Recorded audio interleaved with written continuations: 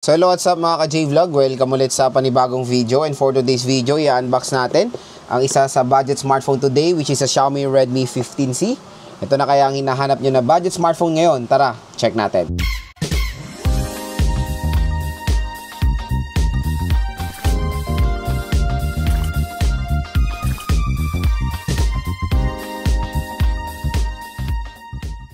So yan, for today's video, another naman tayo, unboxing ng isang budget smartphone today, which is a Xiaomi Redmi 15C.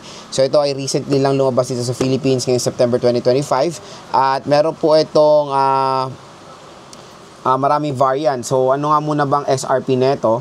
So ang SRP ng Xiaomi Redmi 15C for the 4GB 128 is sa 5.3, 6GB 128 is sa 5.799, and 8GB 256 is sa 6.599. Pero again, dito sa ating video, ayan, sa view products natin, pwede nyo po makuha ng mas mababa itong Xiaomi Redmi 15C. Ito, nakuha ko lang po sa halagang 4,000 plus for the 4GB 128GB of internal storage. And I think yung 4GB, and I think yung isa na 6GB 128 nasa below 5,000 pesos din yan. Kaya kung interested nga kayo dito lang kayo po bibili sa ating view products. Mura at bagsak presyo lang itong Xiaomi Redmi 15C dyan. Napili nating color is yung Twilight Orange at available din po ito sa free shipping dito sa ating view product. So tara mga ka-J-Vlog, samahan nyo ko unbox itong Xiaomi Redmi 15C. So ito yung box ng Xiaomi Redmi 15C, ayan. So dito na naman tayo, wag tayo malilinlang na naman dito sa nakalagay na 8GB of RAM. Ito lang po ang RAM niyan in reality, 4GB of RAM plus 4GB of extended RAM, kaya 8GB. Ito lang po yan ha. Tapos 128GB of internal storage, 6,000 mAh battery capacity, ayan, 33W fast charging, 6.9 inches. Sa gilid, ayan, powerful octa-core processor with 50MP dual camera. Sa gilid is 33W fast charging, sleek and redefined design. So, open na natin siya. Yung napili natin color is yung Twilight Orange kasi medyo sumisikat ngayon ng color orange eh. So, mamaya na to. Tingnan mo natin yung content ng box. So, yun nga. Present si paring brick. 33W na siya, mga idol. And of course, meron tayo USB Type-C cable. And, wala na. Yun lang. Wala na. Next is, dito tayo sa mga documentations. Nandito si BBC Eject Tool. And, meron tayo ditong warranty card, safety information, and of course, si Maring Jellycase, mga idol, ay present sa ating unboxing video. Ayan si Maring Jellycase. Let's check. So, ayan, plain na plain lang naman si Maring Jellycase. Tignan na natin yung mismong smartphone. The Xiaomi Redmi 15C in Twilight Orange. Ayan. So, check na natin in 3, 2, 1. Yun. So, maganda naman yung pagka-Twilight Orange niya. Parang siyang peach. Pero glossy po ang design nito ah. Hindi siya matte. Pero sa pagka-glossiness, in fairness, maganda yung design nitong Xiaomi Redmi 15C. Ayan, no, meron siyang glittery effect dyan. At ito na yung signature ngayon ng Xiaomi, yung parang cursive nila na ganyan. So, Redmi 15C, doon sa Poco C85, ganyan din. Redmi, so meron tayong dual rear camera setup with flash at design to. Matte finish yung kanyang frame. At dito sa right side, nandito ang ating power button and yung volume rocker. Sa taas naman ng smartphone, sa gilid naman ng smartphone is yung SIM tray, sa left side yan. Sa baba naman is a 3.5mm headphone jack, microphone, Type-C port at yung speaker grills. And sa bibili na itong Xiaomi Redmi 15C, good news, meron na siyang pre-installed na screen protector out of the box. Ayan, open na natin itong device na to.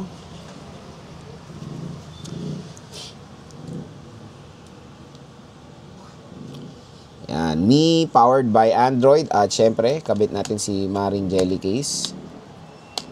So, yan, nakikita nyo pa naman yung design ng smartphone. In fairness, ang ganda na itong 15C when it comes sa design, na perfect 10 siya for me. Ayan. So, setup ko muna to, balikan ko kayo. So, yan, na-open na natin si Xiaomi Redmi 15C. And yun nga, when it comes sa brightness, okay naman. Mataas naman yung brightness niya. Screen, yun, naka-notch display pa din. And let's see ilan na lang natirang storage niya out of the box. And ano to, 128GB of internal storage. So let's check. So 24GB na yung na-consume niya.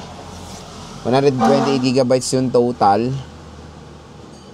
Ayan, 103GB. Ang laki na talaga ng storage na kinakain niya. Out of the box, no? So, nasa 100 na lang. 103GB na lang. HyperOS 2. Android 15. So, MediaTek Helio G81 Ultra. Sa display, in fairness, maganda yung ano niya, brightness niya. Mataas. Up to lang siya, up to 120Hz. So, meaning, pag up to, nag-a-adjust siya sa 120. Kung hindi naman need, magiging 90 siya, ganyan. Ayan siya, 120Hz.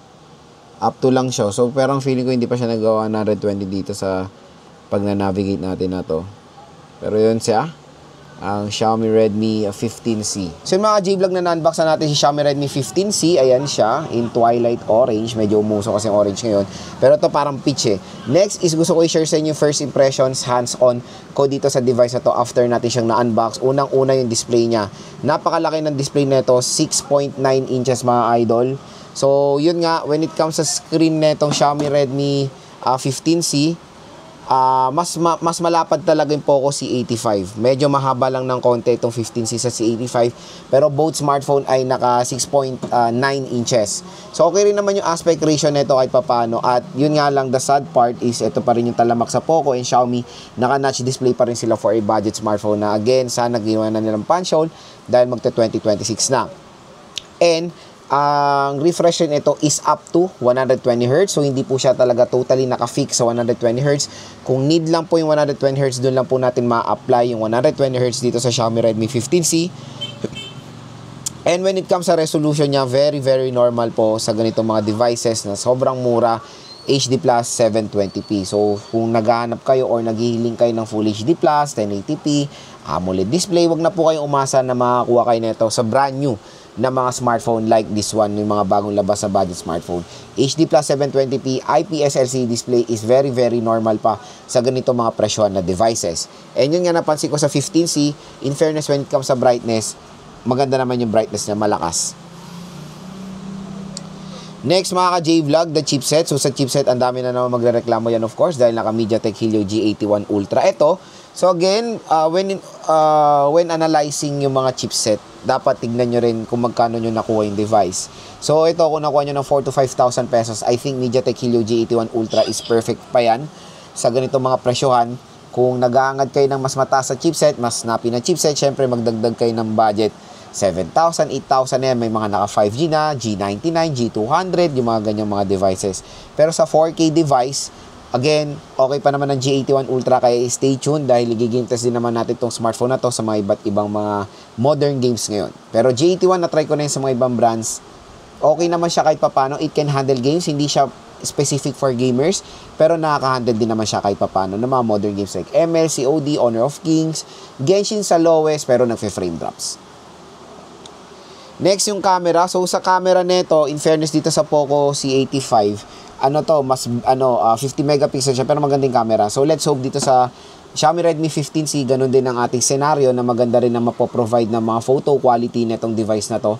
So, 50 megapixel is very standard na rin sa mga ganitong presyo na smartphone. Kasi, usually, pag mga budget smartphone ngayon, nagsasabi sila ng 50 megapixel, pero hindi naman legit na 50 megapixel. Parang in numbers sila, pag nag-i-specs, pero wala sa quality. Pero let's hope dito sa 15C is okay rin naman kasi so far, when it comes sa quality naman ng C85 na 50 megapixel din, okay naman po yung mapoprovide niya. Next yung design. Panalo yung design ng 15C to be honest mga ka-J-Vlog, lalo na tong twilight orange. So parang in person, parang peach. Ayan, hindi siya orange peach siya, light, parang purple or parang pink orange na siya.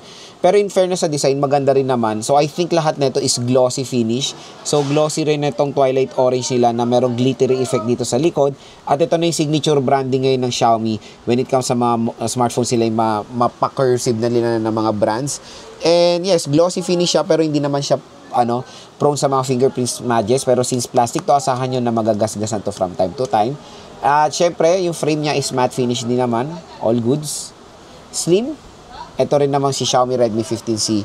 Tapos, ang maganda doon, meron siyang malaking battery capacity ng 6,000 mAh. Biruin mo na maintain nila yung pagka-slim and lightweight na ito, pero malaking battery capacity na mo-offer nila. Hindi lang yon, for its price, 33 watt fast charging is very convenient dito sa Xiaomi Redmi 15C. So yun nga, kung naghanap kayo ng isang smartphone na sobrang kunat ng battery, maganda rin po i-consider itong device na to dahil 6K mAh battery capacity, napakalaki po niyan at mabilis naman din po siya mo full charge.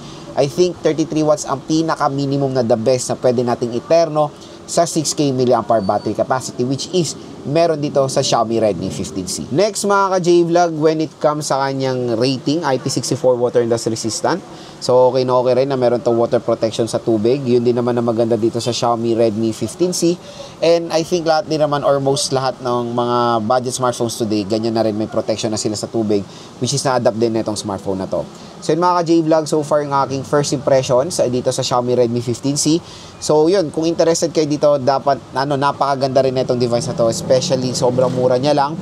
And yung kanyang RAM at ROM is okay na okay for its price. 4GB 128, makuha nyo to ng 4.2. Definitely sulit pa yan mga ka-J-Vlog. Lalo na yung 6GB 128 na ito, makuha nyo ng 4 Plus. Isang advantage yan ng Xiaomi Redmi 15C sa mga ibang competitors na usually naka 4GB lang. Maganda kasi sa device na to, marami kayong option na tumaas yung RAM at tumaas yung storage niya. Magdadagdag lang kayo ng few hundred or few hundred of pesos or 1,000 pesos. Meron na kayong 8GB 256 na Xiaomi Redmi 15C. So yun, more options sa mga consumers natin kung gusto nila ng budget or mas mataas na RAM at ROM. So kung interested kayo dito at gusto nyo makuha to ng sobrang mura with up to 1,000 pesos voucher, yung view products natin, i-click nyo na yan dahil mura at bagsak presyo lang dyan ang Xiaomi Redmi 15C.